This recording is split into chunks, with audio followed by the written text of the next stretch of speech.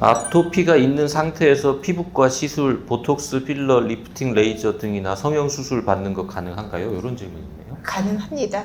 제가 두피제트 맞고 나서 피부가 좋아지고 나면 미간주름이 생기는 우리 환자분들이 좀 있어요. 제가 미용을 잘 안 하거든요. 환자가 많아서. 근데 그분들은 특별히 해드립니다. 아토피 피부염이 있는데 미용하는 환자들은 저는 오히려 하는 편이고요. 이제 많이 좋아졌으니까 그 다음 남들 하는 건 다 해야 된다고 개인적으로 저는 생각을 합니다. 근데 너무 강한 뭐 울세라 이런 거보다는 약한 것들, 뭐 보톡스 정도는 봐주셔도 됩니다.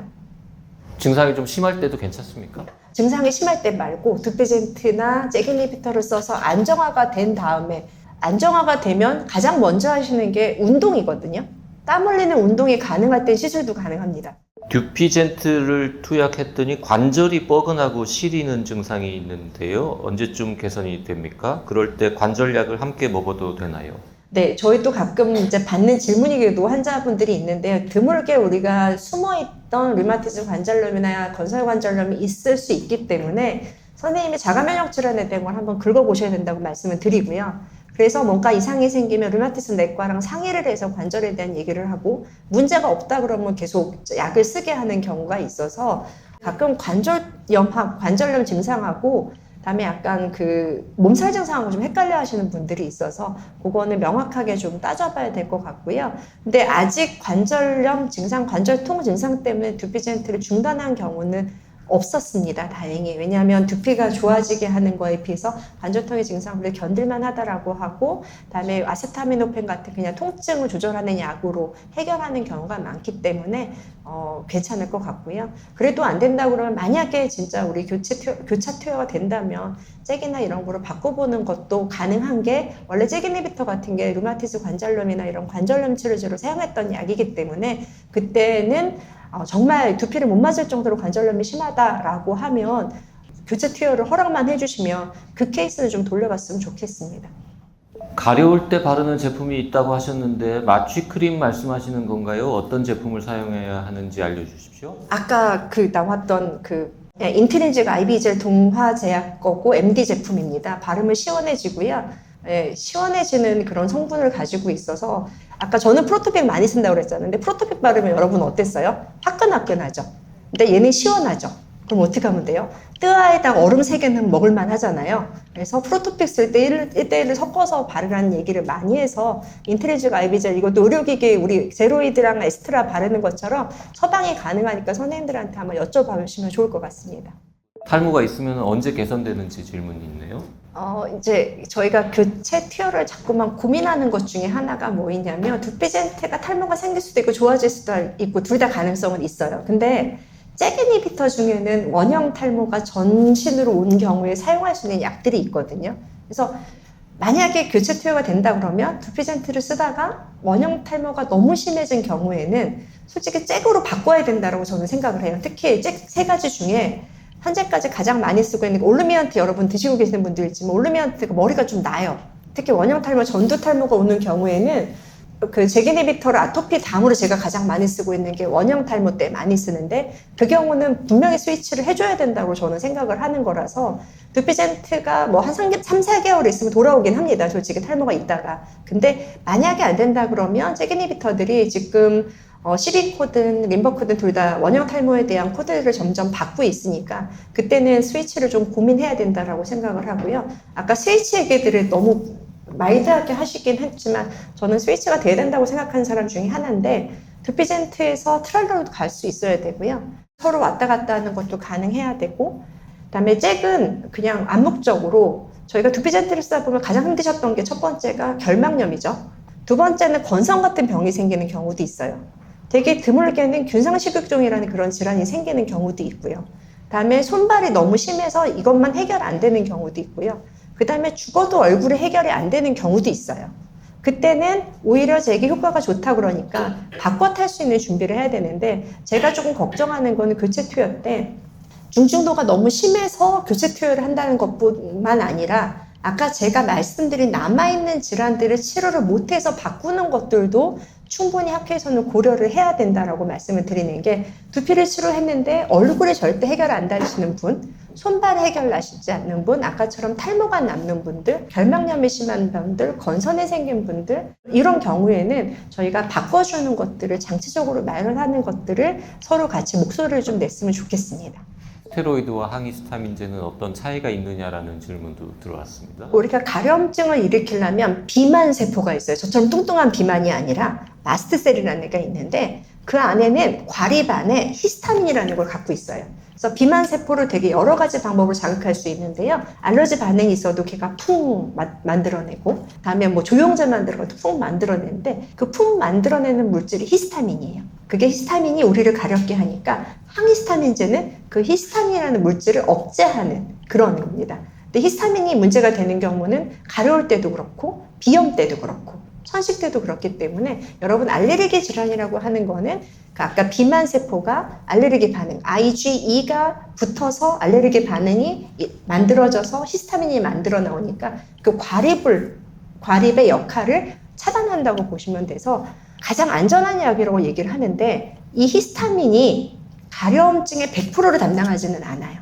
히스타민 말고도 담당하기 때문에 왜 나는 항히스타민제를 먹었는데도 가려움이 남지? 라고 얘기하는 거는 비히스타민 계열 가려움증이 남아있다라고 보시게 되는 거고, 그러다 보면 이 염증 반응들이 다 조절이 돼야지 비히스타민 계열 가려움증이 조절이 되는 거거든요. 그래서 스테로이드는 전형적으로 면역 억제제라고 보시면 되고요. 우리 면역에 관련되는 걸 모두 억제한다고 보고, 여러분이 알고 있는 사이클로스포린, MTX 다 비슷한 역할을 하면 되고, 항히스타민제는 히스타민이라는 가려움 물질의 하나를 블럭한다라고 보시면 되고, 다음에 우리 지금 IL-3, IL-4, 13 같은 경우는 아토피의 면역 반응의 특이 반응을 일으키는 거기 때문에 우리가 억제하는 거고, 다음에 잭이니비터는 이 염증 반응에 관련된 모든 사이토카인의 일부 중요한 물질을 억제한다. 이렇게 보시면 돼요. 린버크 2년 복용 후 더 이상 호전이 보이지 않고 효과 지속 시간도 짧아졌는데요. 내성인 것 같은데 어떻게 하면 좋을까요? 보통 내성이라는 단어는 의사들은 항생제 때만 사용을 해요. 항생제가 균이 그 항생제에 의해서 더 이상 죽지 않을 때라고 내성을 하는데, 린버크가 이제 아토피 피부염이 양상이 되게 다양하거든요. 그러니까 린버크가 조절할 수 있는 염증 반응은 다 한 것 같은데 그 외에 남아있는 그런 염증 반응이 남아있기 때문에 잘 치료가 안 된 경우가 아닐까 생각을 하고요. 린버크도 페일할 수 있고요. 두피도 페일할 수 있고 아트랄자도 페일을 할 수 있어요. 그거는 아토피란 병 자체가 되게 다양한 양상을 가지고 있기 때문에 남아있는 몇 개라고 생각을 합니다. 그래서 내성이란 단어는 개인적으로 조금 지금은 그러니까 적당한 단어는 아니라고 생각을 합니다. 린버크 복용 중에 발모약, 우울증약, 항히스타민제, 피임약 이런 거를 같이 먹는 거는 어떤 관계가 있느냐라는 질문이 있는데요. 린버크 말고도 다른 약들에서 뭐 함께 병용하면 안 되는 것들이 있을까요? 그 사이클로스포린 같은 때는 뭐 스타틴 계열의 약을 못 쓰게 해서 다 막혀 있는데요. 탈모약은 그렇게 큰 문제가 되는 것 같지는 않습니다. 기전상으로는, 젤하고는. 다음에 피임약은 제가 명확하게 보지는 않았고요. 항히스타민제는 아무런 문제가 없고요. 그래서 웬만한 약들은 크게 문제가 안 되는데 잭이니비터를 쓰게 되면 저희가 3개월에 한 번씩 피검사들을 다 따라가서 문제가 있는지 볼 거고요.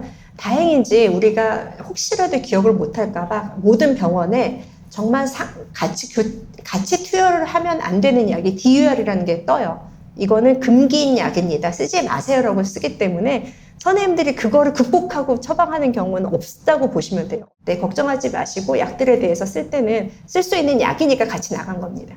자, 한의원을 다니면서 듀피젠트나 잭억제제 치료 병행이 되나요? 라는 질문도 있는데, 제가 뭐 한의사가 아니어서 뭐 안 됩니다라고 얘기를 할 거는 아실 것 같은데, 한의원 약은 저희가 배운 적이 없어요. 그러니까 아까 말한 약들은 저희가 성분을 정확하게 아는데 무슨 일을 벌일지는 잘 몰라서 저는 막는 편이고요. 그리고 두피젠트나 잭이니비터를 특히 산정터널까지 맞는 분들이면 이미 할 만큼 다 해보셨거든요. 근데 거기다가 또다시 몇백만 원을 들여야 될지에 대한 질문이 저는 좀 있는 편이고요. 더 중요한 거는 아까 얘기 드렸지만 한의원 다니다가 두피젠트를 그다음에 잭을 쓰지 못하는 경우들이 있어요. 시기를 놓쳐서. 우리가 보통 2024년에 시작을 하려면 2021년, 2020년, 2019년, 2018년 이때 데이터가 필요하거든요. 여러분들이 L20.9나 20.8을 받은 거를 그걸 가지고 10평 안에 저희가 자료를 내요. 근데 한의원을 다니신 분들은 거의 10년 이상 한의원만 다니신 분들이 있어요. 그럼 저한테 와서는 어때요? 기록이 없는 거예요.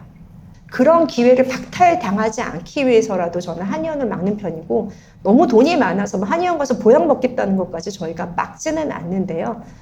저는 그렇게 병용을 잘 하지는 않고, 더 못되게 말하면 한의원 다니시면 제 진료를 끊어버립니다. 왜냐하면 제가 상호작용을 고려할 여력이 없어서요. 그 아까 프로토픽 20개 얘기하셔서 이런 질문이 있는데요. 프로토픽 설명서에 장기 복용하지 말라고 적혀 있었던 것 같은데, 장기적으로 많은 양을 사용해도 문제가 없습니까? 그 장기적으로 많은 열, 지금 데이터가 알고 있는 건 4년 데이터는 있는데요. 그 장기적이라는 게 전신을 이렇게 바르는데 6개월에 20개잖아요. 그러면 하나에 30g 들어있으니까 한 달에 90g을 쓰는 거거든요. 그러면 보통 우리가 하루에 1g 정도 써요. 그러면 2바닥을 쓰는 거예요. 근데 병변이 몇 바닥이에요? 한 10바닥 되죠. 그럼 하루에 10g을 쓰는 거거든요. 그렇기 때문에 그게 그러니까 많은 양은 아니더라고요. 그리고 아직 프로토픽 부작용 때문에 문제가 됐던 경우는 아직 많지는 않았습니다. 생물학적 제재와 잭억제제를 병행해도 됩니까? 안 되는데요. 그러니까 심평원 기준으로는 안 돼서 저희가 되게 조심스러운 얘기인데요. 생물학적 제재만 쓰면, 산정특례를 받았으면 그거로 가고, 지금 규제는 그래요. 잭으로 가면 잭으로 가는데, 두피를 쓰다가 나는 잭으로 갔다가 다시 두피로 갔다가 이제는 한 달에 한 번 받는 트랄로로 갔다. 그게 저희가 원하는 바거든요. 여기 계신 분들 다 똑같은 생각을 하셨을 거예요. 아토피가 완치된다, 완치는 어렵다. 다들 아토피 완치 여부에 대한 생각들이 다른데요. 선생님은 완치 가능하다고 보십니까? 그 질문은 제가 44 사이즈가 될 수 있냐 없냐고 똑같아요. 가능하겠네요. 그쵸? 그거예요. 완치라는 개념이 그런 개념이라고요. 될 수는 있어요. 근데 관리를 어떻게 하냐에 따라서 저희가 달라진다는 얘기인 겁니다. 너무 정확한 비례문. 카메라 있는 걸 또 잊어버렸네요. 지금까지 김현정 교수님. 네, 감사합니다. 네.